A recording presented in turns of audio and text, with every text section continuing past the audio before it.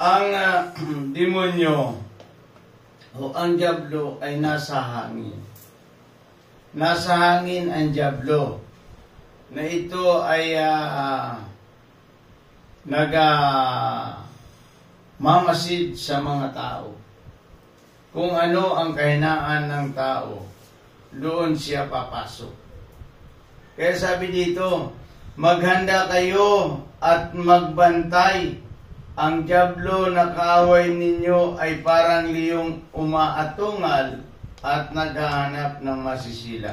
Maghanda kayo bilang mga Kristiyano o maghanda tayo baka mamaya itong ating gawain masira ng ating buhay. Bilang Kristiyano, masira ng ating buhay. Masira ang gawain dahil sa ating pamumuhay. Maghanda. Sabi niya dito sa verse 9, labanan ninyo siya at magpakatatag kayo sa inyong pananalig sa Diyos tulad ng alam ninyong hindi lamang kayo ang nagtiis ng ganitong kahirapan, kundi pati na ang inyong mga kapatid sa buong daigdig. Pagkatapos ninyong magtiis ng maikling panahon, ang Diyos na bukal ng lahat ng pagpapala, ang siyang magbibigay sa inyo ng kaganapan, katatagan, at isang saligang matibay na di matitinag. Siya rin ang umirang sa inyo upang makihati kayo sa Kanya at walang hanggang kalwalatiang kasama ni Kristo.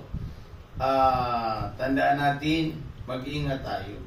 Hindi lamang tayo ang na tukso, kundi marami pa mga tao, yung mga nauna sa ating mga Kristiyano, sila rin nagdanas ng mga tuksong ito dahil ang diablo nga sinasabi ko sa iyo ay parang ito ay nasa hangin ito, nasa Efeso chapter 6 verse 12 yan. Mababasa natin doon na ang demonyo ay nasa hangin.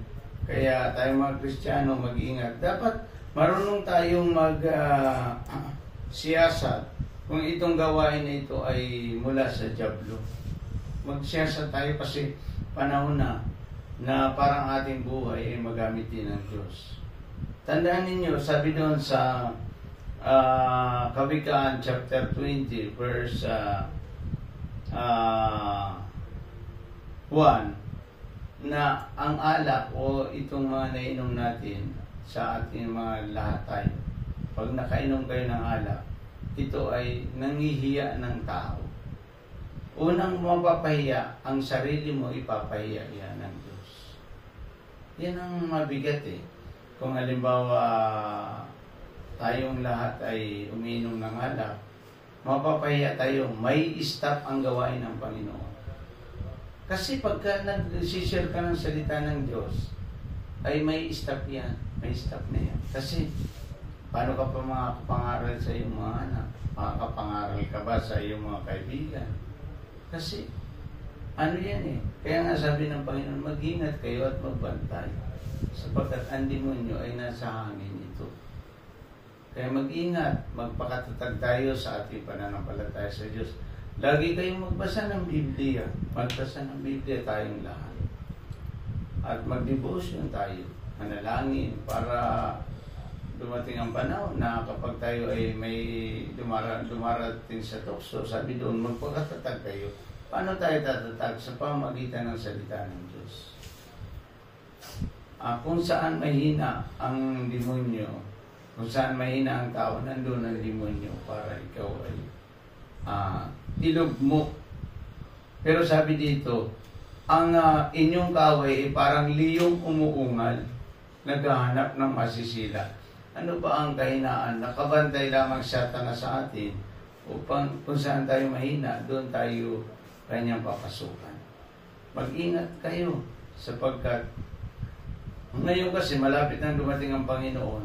Ang iniisip natin, kawawa yung ating mga kasama, yung mga kapitbahay. Kawawa yan kapag ang buhay natin ay nasira. Although tayo ligtas na, pero nasira ang ating buhay.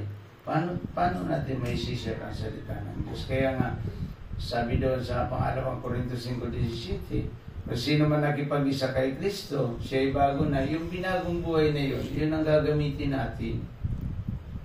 Tandaan niyo po, yung binagong buhay na yun ang gagamitin natin para may pangaral ang salita ng Diyos. Ay paano yan kung hindi nababago ang ating buhay?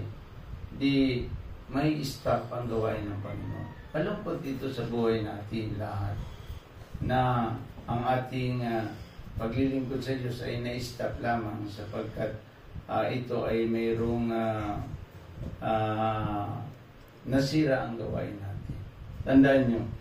Tingnan mo, bubuksan ko dito sa Kawikaan kasi itong unang Pedro chapter 5 verse 8 to 11, ito yung kaugnay doon. Tingnan natin kung paano. Kawikaan chapter 20. Kawikaan chapter 20 verse 1. Ang alak ay nakakapagpababa ng dangal ng isang tao. Kaya kaululan ang magpakalulong dito. Yung palang nalululong sa alak, ay ito ay gawain ng demonyo para ibagsak ang tao. Kasi once na ikaw ay mapahiya at ipapahiya ka ng Diablo, pag ikaw napahiya, hindi ka na makakapag-share ng salita ng Diyos. Purihin natin ang Panginoon, kaya ngayong umaga, gusto ko na lahat tayo ay nagdi-devotion, nagbabasa ng Biblia at nananalangin sa Diyos. At alamin natin kung itong gawain na ito ay mula sa Diyos at mula sa demonyo. Kaya dapat, para tayo tumatag, malaman natin ang gawain mula sa demonyo at malaman natin ang gawain mula sa Diyos. Kaya purihin natin ang Panginoon ngayong umaga. Ang kalaban natin, ang demonyo ay nasa hangin. Ang diablo ay nasa hangin. Kaya mag-ingat tayong lahat. Magpakatatag tayo sa salita ng Diyos. Paano magpapakatatag sa salita ng Diyos? Laging nananalangin, laging nagbabasa ng Biblia, at ina-apply ang salita ng Diyos sa kanyang buhay. At sa gayoy, mapapagtagumpayan natin ang mga dalang ng diablo. Purihin natin ang Panginoon ngayon ay nagmula sa unang Pedro chapter 5 verse 8 to 11 ang mensahe natin, at saka doon sa Kawikaan chapter 20 verse 1 na itong mga gawain ito ay hindi ito mula sa Diyos kundi ito ay mula sa diablo at may stop ang gawain natin dahil dito. Purihin natin ang Panginoon, tayong mga leader, tayong mga Bible study leader o tayong mga naglilingkod sa Diyos ay paglingkuran natin ang Panginoon ng tama.